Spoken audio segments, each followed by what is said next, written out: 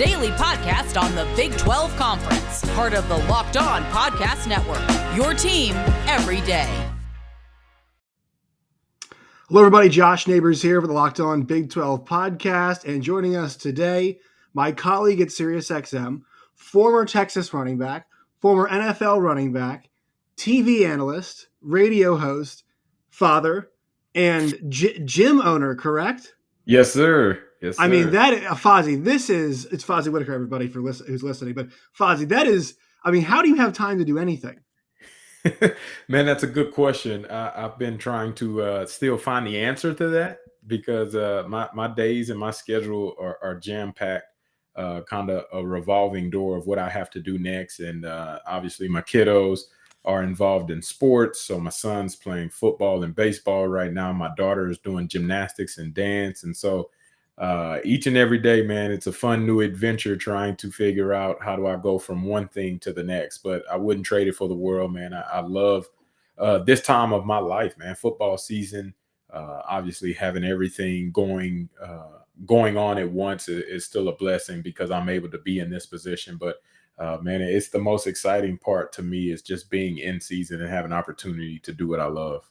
Now, were you in Dallas? Are you at the Cotton Bowl this week, or were you in studio? I wish I was there. We had to stay in studio. So because of COVID and because of College Game Day actually being there, we had to stay in Austin at the Longhorn Network studios, and we covered it and watched it from there. So I wish I could have went because I heard the atmosphere was truly electric and one of a kind. So maybe next year I'll be able to partake in the festivities on site in Dallas. Now, are you somebody that when you watch your alma mater and you're in studio watching it, are you like standing up? Or are you absolutely. Able to sit in? You are. I am absolutely. Are you like all 3 hours? Are you like big 3+ hours? Big play. Whenever a big play happens, I'm jumping up and down. We yelling, "Oh yeah!" A bad play happens, I'm jumping up and down, yelling, "Oh no!"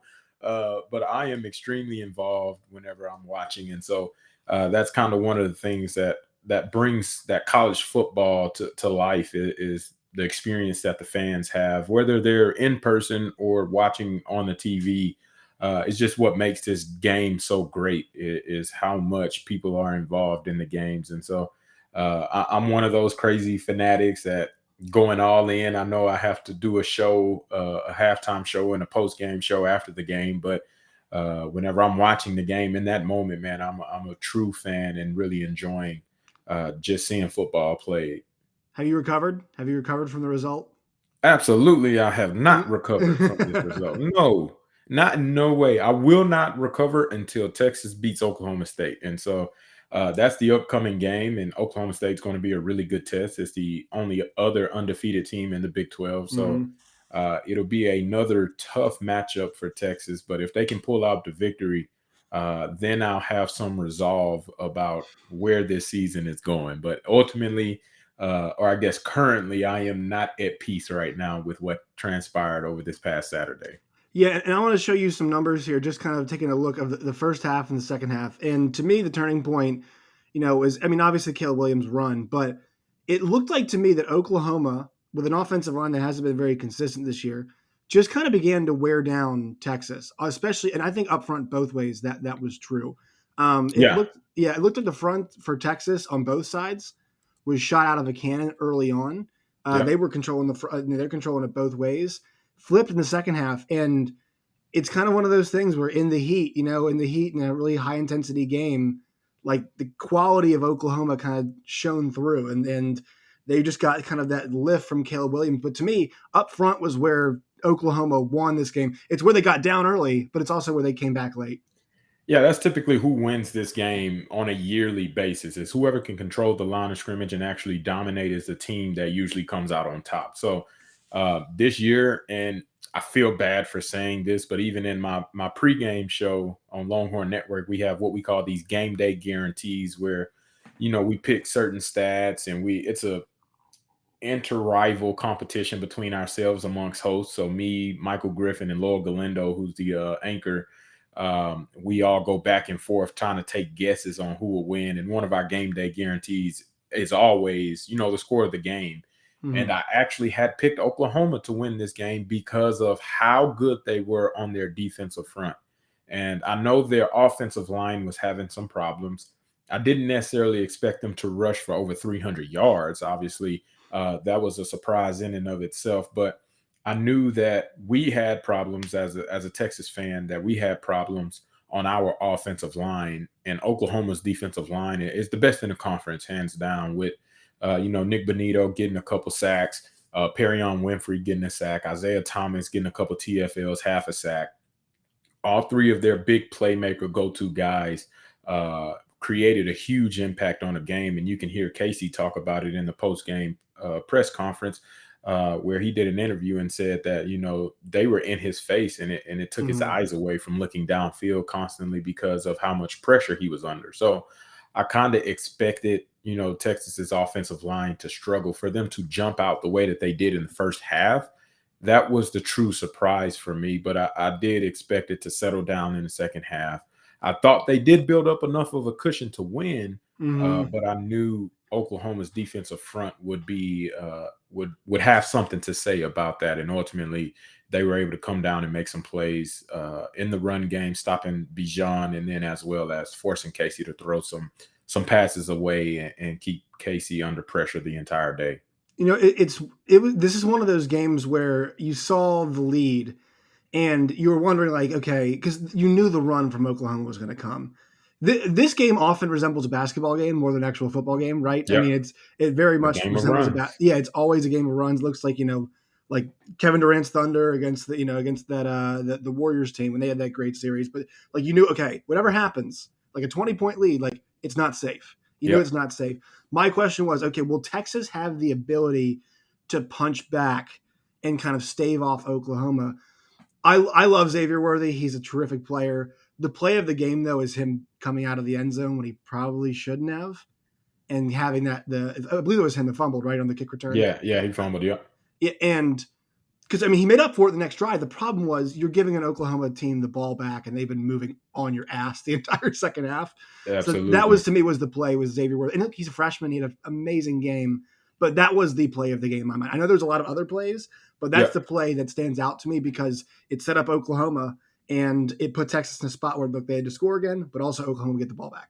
Yeah, true. And that was obviously a big turning point. But ultimately, if you can't stop the run, there was going to be problems that occurred other than just a fumble on the special teams play. And I look back on it, and I know people want to point the finger at Xavier Worthy, who had an excellent game. He broke almost every single Texas freshman receiving record, almost broke the single game receiving record in Texas history, ended up second right behind Jordan Shipley. But just his play, I think in his mind, he was just trying to make a play. He had been electric all day.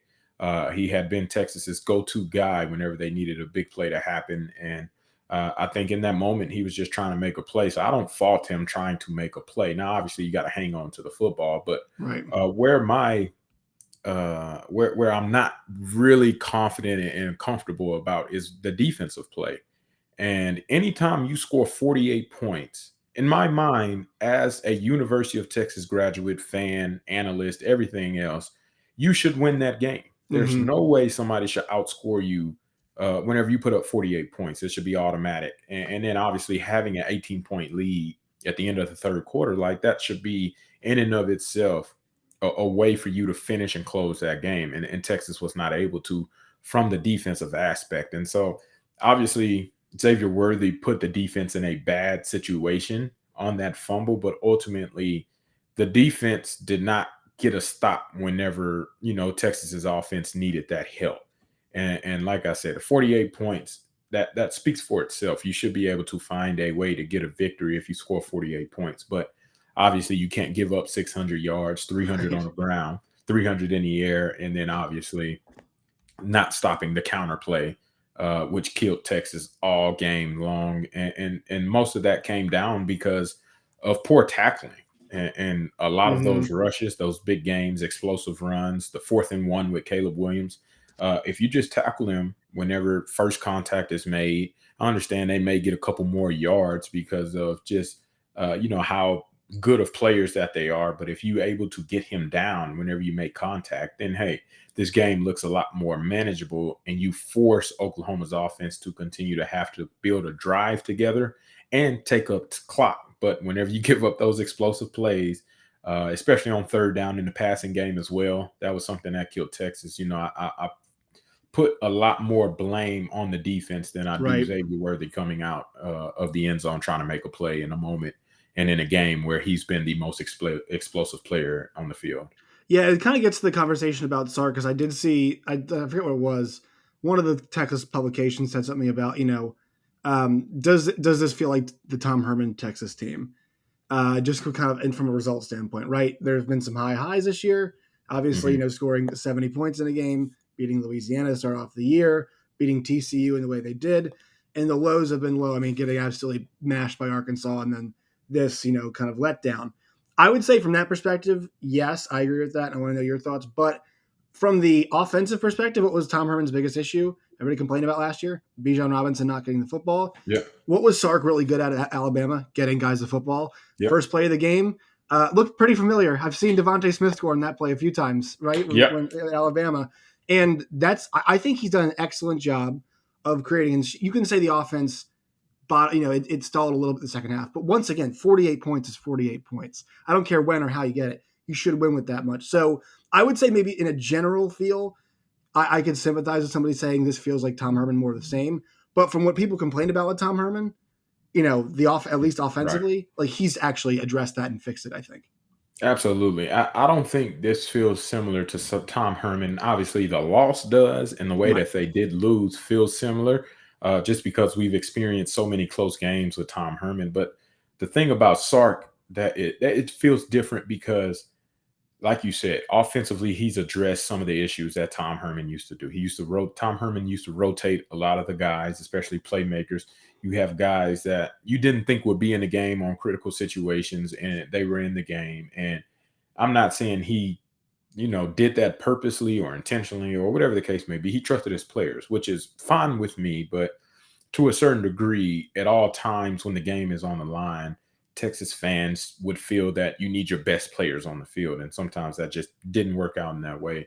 But Coach Sark, I think the optimism is still there, at least with me.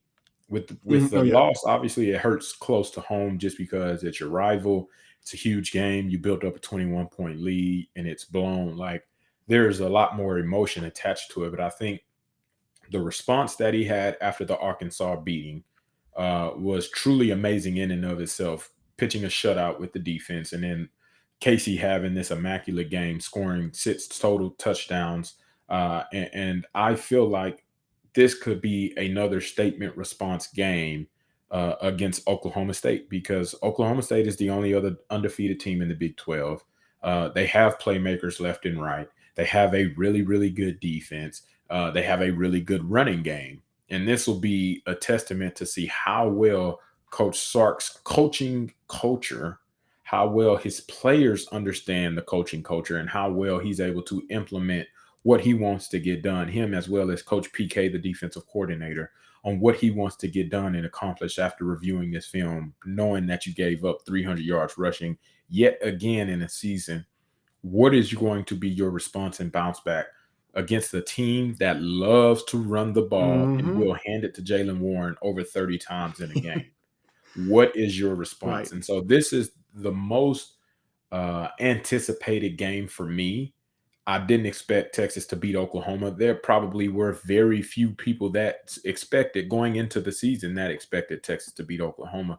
Remember, preseason polls, Oklahoma was the number 2 ranked team, expected to be a national championship contender. So from my mindset of when the season started to where we are now, I expected Texas to probably stumble and fall against Oklahoma. I didn't expect Arkansas, but Arkansas has proven that they're actually a lot better and more improved than they were a season ago. So that was unexpected. But from where Texas is now, I don't believe that it's kind of any different of how I felt where they would be at this point with the loss to Oklahoma in Big 12 conference play. So everything is still there for them to be able to gain and get to the Big 12 championship. You just can't let Oklahoma beat you twice. And like I said, having surrendered 300 yards rushing to Oklahoma, over 600 total yards to Oklahoma. This is something that I will be paying close attention to with how they respond against Oklahoma State, who is coming off of a bye week. So they've had a week to rest. They've had an additional week of preparation. It'll be a true test in battle. And I'm actually kind of surprised that the Vegas odds maker picked Texas as a favorite right now, which shows me that people are seeing that Sark is that guy. He is a guy that can win games.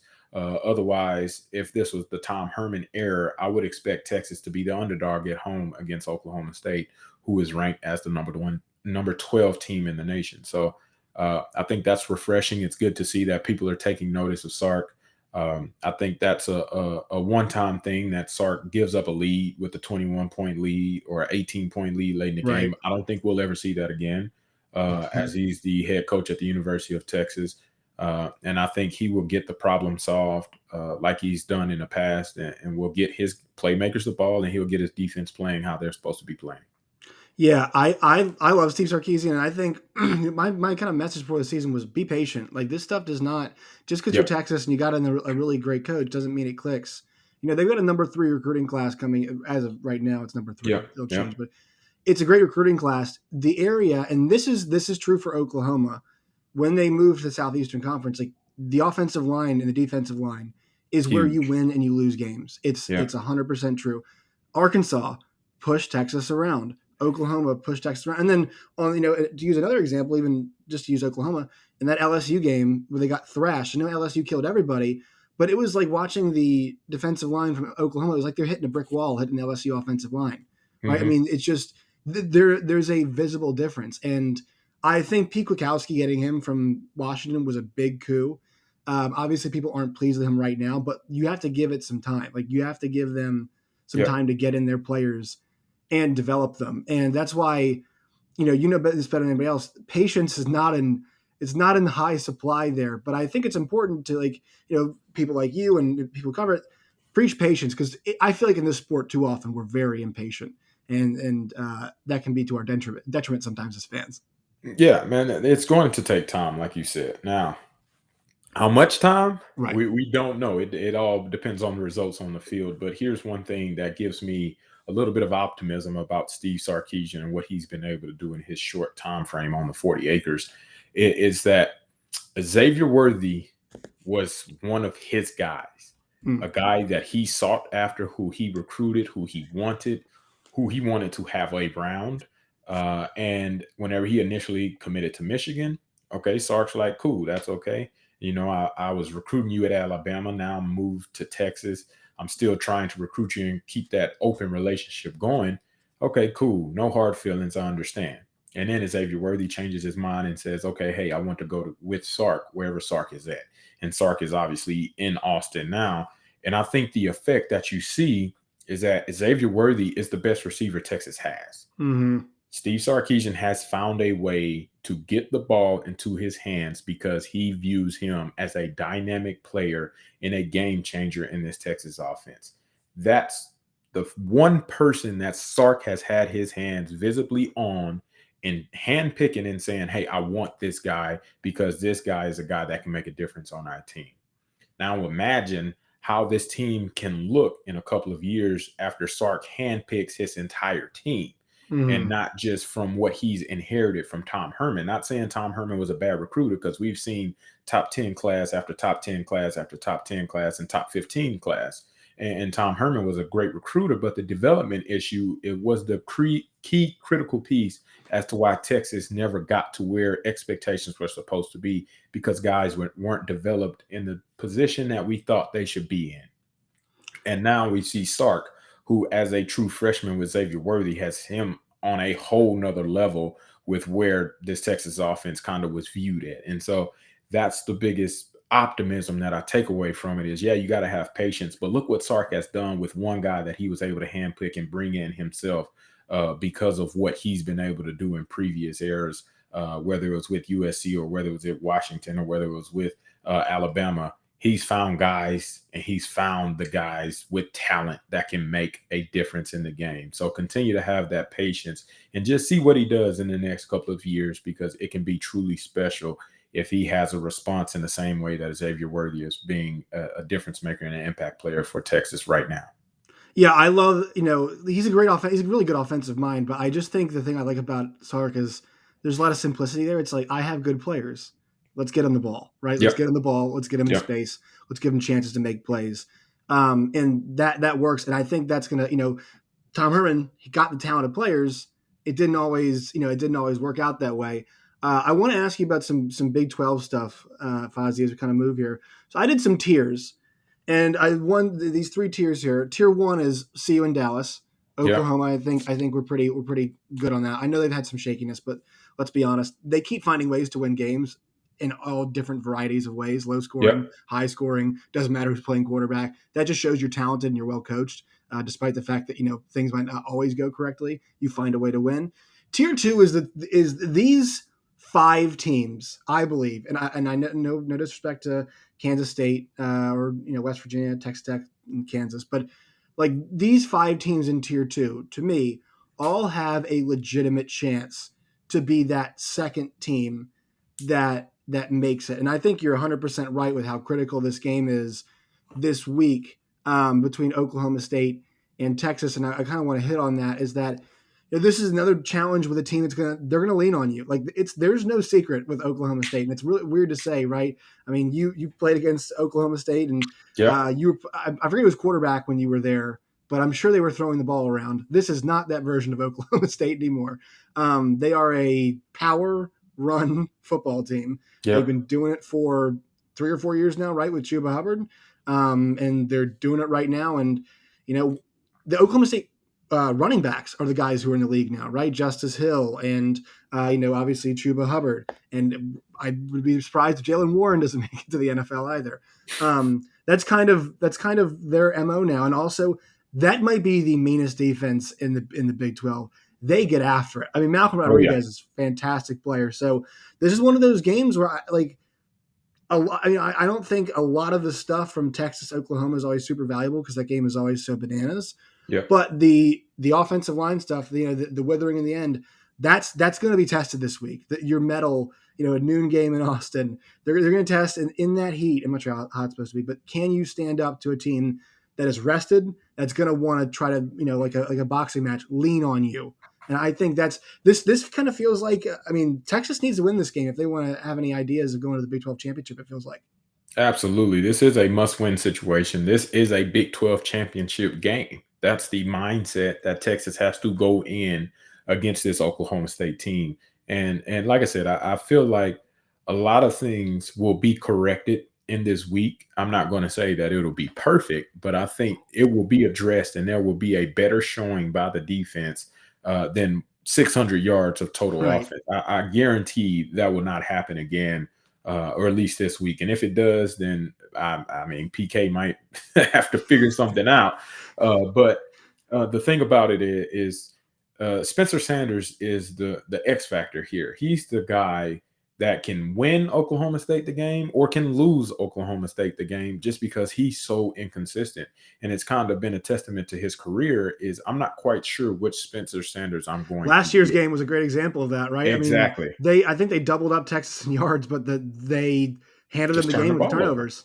Yeah, it's turn the ball over. And if he can protect the ball, Oklahoma State is a completely different team, and he can be the difference maker. But whenever he starts forcing balls, he's trying to throw them in small windows. He had a few turnovers against Baylor himself.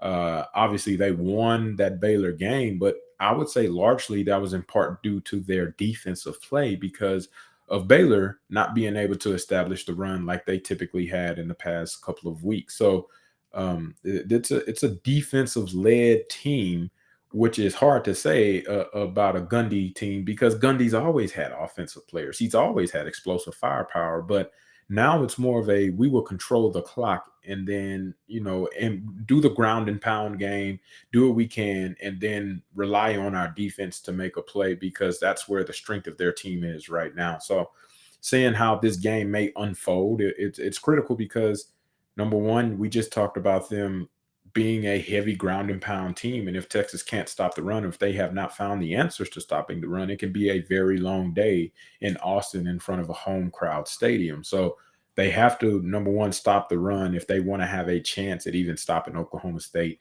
And then number two, defensively, they have to force turnovers. They got an interception against Spencer Rattler last week, but then the deep ball was hidden for Caleb Williams. So Oklahoma State loves to take shots. If you cannot take advantage of those shots, then you're liable to be on the wrong side of those shots, like they were against Oklahoma in the catches that Marvin Mims and Mike Woods made. So you have to force turnovers. And then number three for me is offensively, you got to continue to establish the run. Bijan's going to be the best running back, probably the best player on the field again. You got to get him going in multiple ways. And he had a big game against Oklahoma, but in the third and fourth quarter, he kind of was a non-factor in how he contributed in the game because of the offensive line. They couldn't get a hat on a hat.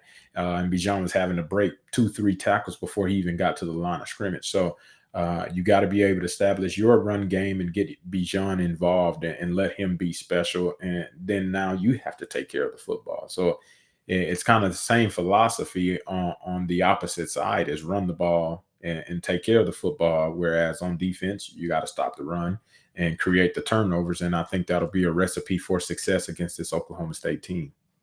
The one team I think out of this like kind of second category we're sleeping on is Iowa State, just because the run of the beginning, because Baylor beat them, and Baylor's that's a good football team. They're a lot better than I thought they'd be. They're really good. But Iowa State has I believe it's still the best defense in the conference. They're still holding teams to like some ridiculous amount of yards per play.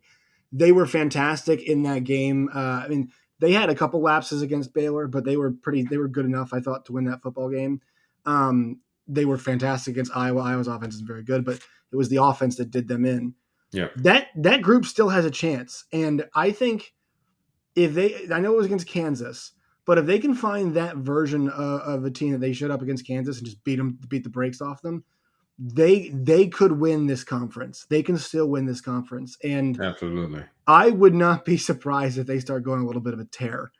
Because that team is too good. They're too experienced. They're too well coached. And, I love watching Breece Hall play. He's fantastic. The big key for them, though, is, which is a lot of the key for what most teams in this conference, how does Brock Purdy play? Yeah. That is the X factor for them. Can he be the guy that we saw earlier on in his career? And I think they're the team that can really kind of throw a wrench into this whole thing. I mean, I still think there's a chance that we get Oklahoma versus Iowa State in the Big 12 title game, which is what we all thought would happen at the beginning of the year, right? Yep. And I could see Iowa State winning depending on their form. How do you feel about the Cyclones? And in the end, who do you think are the two teams that we see in Dallas playing for the Big 12 title? No, I think the Cyclones are the most dangerous team in the conference right now. And I say that because national media attention, even local media attention, have kind of put them on the back burners as if they are no longer in existence or no longer a contender in this conference because of the loss to Iowa and the loss to Baylor. But like you've already said, both of those two teams are really good teams. Like it's okay that they have a loss in the same way that Texas have a loss to Arkansas and Oklahoma, because both of those two teams are good teams. So it's very hard to say why they've been struggling as far as like Brock Purdy. You're thinking obviously the turnovers is why they're struggling, but you would think Brock Purdy, as experienced as he is, would be performing on a higher level. And we just have not seen that in September. But guess what? We are in Brocktober, baby. It's Brocktober time. This is whenever Brock Purdy makes his name. This is what he's been known for, which is why he's called Brocktober now, right? Because he doesn't lose in October. And this is the time frame that Iowa State goes on that tear and creates that momentum towards the end of the Big 12 season to be able to be in a position to be in a Big 12 championship. So this is the most dangerous team in the conference because nobody's talking about them. Nobody's saying, hey, Iowa State's still a contender. Nobody's saying anything about Iowa State. And what does Matt Campbell do, man? He always puts his head down. He just goes to work and he has the same attitude. I'm gonna come with a hard hat and I'm gonna bring it every single time. And that's the same Iowa State team you're going to get week in and week out. And I think that's what makes them so dangerous, is because of the mentality and the mindset that they have. You don't have to talk about us. You don't have to let us know that we're good or bad. We're just going to show up and we're going to go to work and we're going to prove everybody that thinks that they know us, we're going to prove them wrong, because nobody's giving us a chance to make it to the Big 12 championship anymore or be a force in this conference. And I think that's the wrong approach to a team that has one of the best running backs in the nation, one of the best tight ends in the nation, one of the best defenses in the nation. And then Brock Purdy, whenever he's on, he's one of the best quarterbacks in the conference. So they have the keys and the recipes to be dangerous. They just have to take care of the football, and they are a completely different team. So I think they still have a chance, definitely, to make it in the Big 12 play. Depending on how Texas looks against Oklahoma State, will let me know if Texas is that true second team. If they can dominate against Oklahoma State, then hands down, I'm going to pick Texas. But if Oklahoma State wins, I can't see going against them because of what they've been able to do against Baylor, what they've been able to do against Texas. They manufacture wins. That's they find a way to win, and it doesn't look pretty at the beginning of the season. Oklahoma State looked like they were all over the place in turmoil, but they found a way to win in the same way Iowa State. Initially, they didn't look like they had, what it takes to win, struggling against Northern Iowa, but they just found a way to win that game. And now that they found a rhythm in the same way that Oklahoma State is finding a rhythm, if Oklahoma State can get on a roll, I think they will be that second best team, since they've already defeated Baylor as well. So a win for Oklahoma State, to me, would just catapult them into that Big 12 conference title game, basically, even if they lose to Oklahoma State, or Oklahoma rather, in Bedlam. Kind of be a rematch. We could get Bedlam times 2 this year. Exactly. That's the interesting thing. I could see that happening. But if Texas wins and they do it in a kind of convincing fashion, like Vegas kind of thinks that they will, or at least they opened up as a 5-point favorite. If Vegas thinks that Texas is that good, then I think Texas is that second best team. But Iowa State and Baylor are right on the heels as far as who's the second best team in the conference. So right now, I still think it's very murky. I guess that's been the case after week 1, week 2, week 3, week 4. It makes it fun, though. It does, because you don't know. You don't know. So because I feel like the SEC, you get the 2 divisions, right, and it breaks it up, and it kind of restricts. I mean, like, nobody's beating Georgia, right? I mean, Kentucky has been phenomenal this year. They're 22-point underdogs in Athens this week.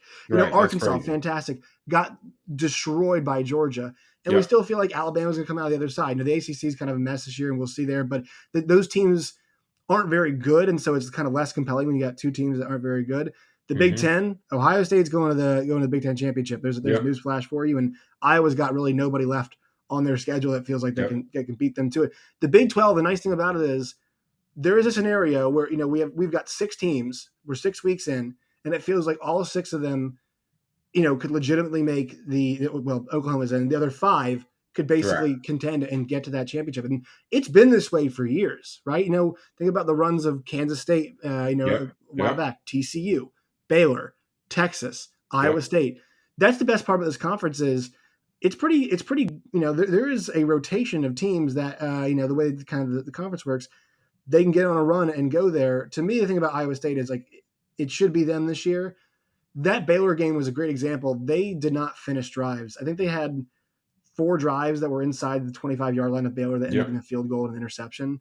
Yep. Like, you got to score touchdowns, man. You got to score touchdowns, and that's the key. And it's the fun part is all of these teams have a high ceiling, but they're all really flawed. Like, all of these teams have a lot of flaws, and that's across college football. But I think these are good flawed teams, as opposed to, like, bad flawed teams, like maybe in the ACC that we see. Right. And that's the same way with Oklahoma, too. I wouldn't say Oklahoma's a for sure nod in the Big 12 championship game. Fair, yeah. Now, typically they have been a for sure nod, but they've shown signs of weakness and vulnerability. So seeing how this race will play out to be the 2 teams to represent the Big 12, I think this is what, like you said, makes it most exciting, because you don't know who will ultimately come out on top. Oklahoma is undefeated in Big 12 play.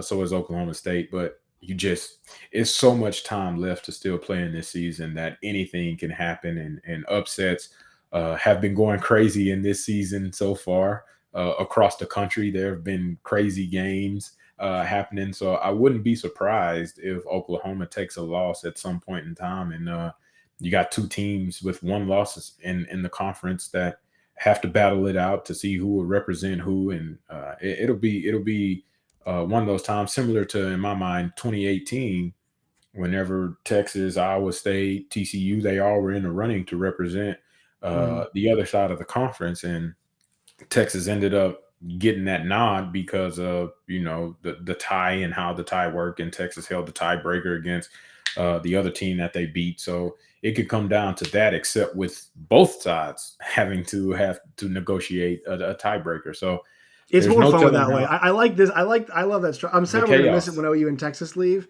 but I do love the structure of they had the mistake of the one true champion thing before they had the title game. I'm glad they added it back, but Yep. I think it makes it more compelling with the way it's structured. Yeah, it's so much fun, and like you said, we're on edge this every week because the implications are huge. And like you talked about, in other conferences, is almost already locked in who's going to represent Hmm. probably both sides of their conference championship games, and it's just we're not seeing that in the Big 12 right now. People say Oklahoma, but there's still vulnerability there. And then the tier two teams that you've already listed, man, all those guys, like you said, everybody has a flaw. Can they be exploited? And the defenses in the Big 12 have gotten so much better that you don't know how an offense will look against Baylor, or how they'll look against Oklahoma State, or how they'll look against Texas or Oklahoma for that matter, or Iowa State. And it's just, you don't know. So each and every week, man, you're trying to figure out what's going to be the answer, or who's going to be the answer. And we get surprised every week. So I'm looking forward to another week of chaos and another week of people proving and showing, what they're really made of and what they're capable of. Awesome, Fozzy. Appreciate your time, man. Thank you so much. You want to plug the gym? Plug anything before we get you out of here? I appreciate you having me on. First off, the gym Burn Boot Camp is the gym that my wife and our business partners are opening up. And ironically, my business partners are University of Oklahoma graduates. So my wife Tough. and I are Texas graduates. They're Oklahoma graduates. So we had a lot of on the line this past weekend, but it's all been fun and games with kind of poking fun at each other leading up to it. Obviously, Texas lost. So my wife and I, we got to bear the shame for a year. But at the end of the day, man, opening up a gym with people that you can trust, opening up any business with people that you can Mhm. trust is really a blessing. And being able to, kind of get this gym up and running. We're in the building process now. Hopefully by December, we'll be having our soft opening and our grand opening in January. If we don't have any more delays due to the COVID and construction workers. But I'm excited to start a new journey as an entrepreneur in my life and my career, and looking forward to just having fun with the Burn Boot Camp here in Cedar Park, which is in Austin. So I look forward to it, and just ready to have some fun. So appreciate you having me on, Josh. Thank you, Fozzy. Appreciate you, man.